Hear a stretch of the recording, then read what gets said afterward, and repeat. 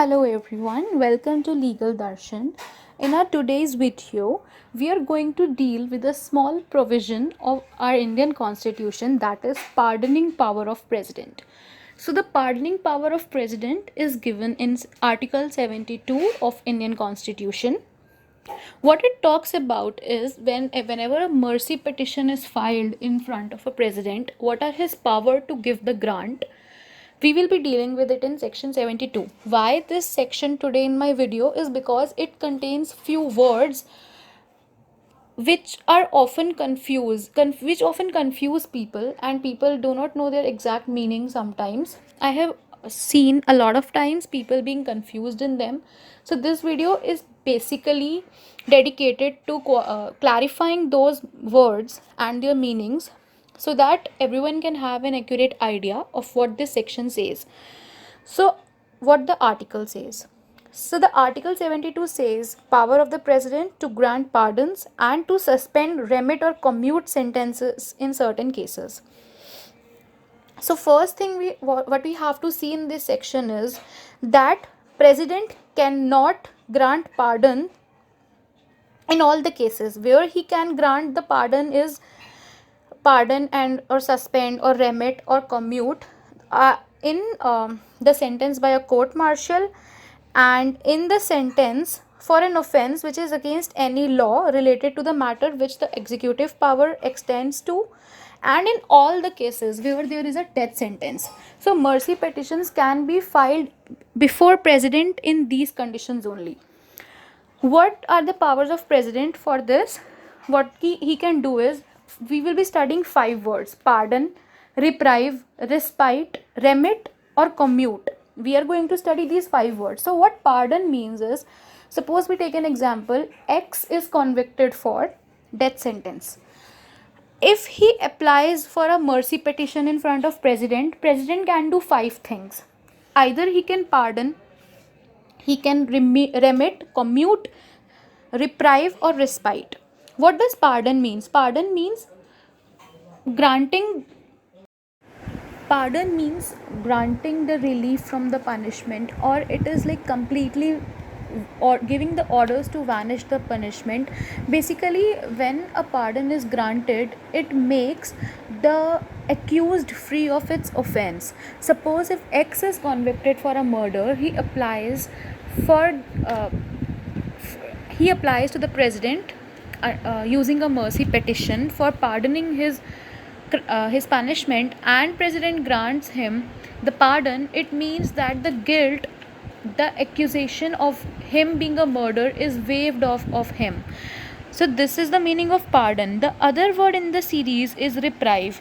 Reprieve means temporary suspension of punishment. Like there is a temporary order or to suspend the punishment till the next hearing or till the next petition or something due to circumstances, but the guilt here is not waived off.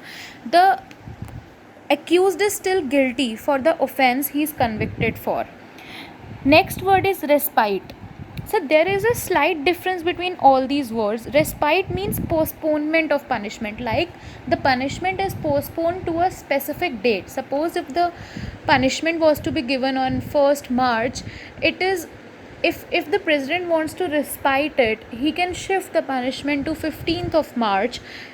This is the meaning of respite. While in reprieve, there is a temporary suspension.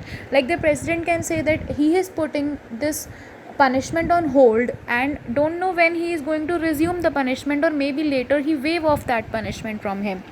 Then the next 2 words are remission and commute. Remit or to commute. So these words are often confused by a lot of aspirants. What remission means, what remitting means is that there are various nature of punishments. Some kind of nature are rigorous, some kind of punishments are rigorous, while one is death sentence, while another is life imprisonment, while there is fine, while there is seizing of property. So we have a lot of natures of punishments, like there are different kind of punishments. So what happens in in the remitting power of president decrease the amount or decrease the duration of punishment. Suppose if a person is convicted for a rigorous punishment of 10 years, the president can decrease the amount of years or decrease the duration to 7 years, but he cannot say that the rigorous punishment shall be converted to simple punishment or normal punishment. This is remitting power. But in commute, when a president can commute the punishment, it means that president is changing the nature of punishment, like changing, like maybe there is A is convicted for life imprisonment, so when he present a mercy petition before president commute his punishment, he give him the sentence of 10 years of rigorous punishment rather than life imprisonment. So these were the few key terms used in Article 72 of Indian Constitution. Now the article reads, the president shall have the power to grant pardons, reprieve, respites or remissions of punishment, or to suspend, remit or commute the sentence of any person convicted of any offense.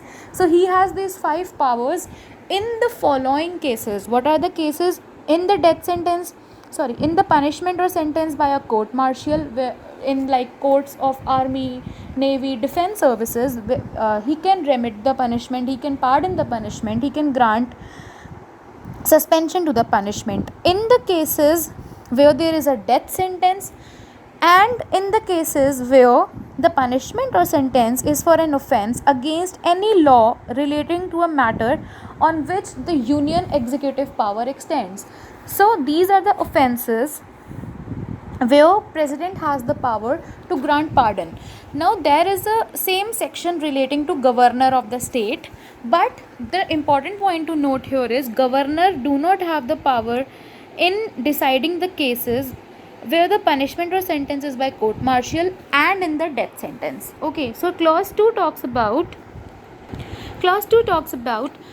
the exception. So nothing that is mentioned in the first clause, in the court martial clause of subclause 1, it is not going to affect the powers that armed officer has to suspend or commute or remit a sentence that is passed by a court martial. And the third clause says that nothing that is contained in the subclause C of subsection A shall affect the power to suspend, remit or commute a sentence of death exercisable by governor of the state under any law for the time being in force. So this was a key article for all the aspirants there for judiciary or civil services having law optional, or they're even preparing to study law, or they're interested in knowing our constitution. Thank you for watching this video. Please like, share and subscribe.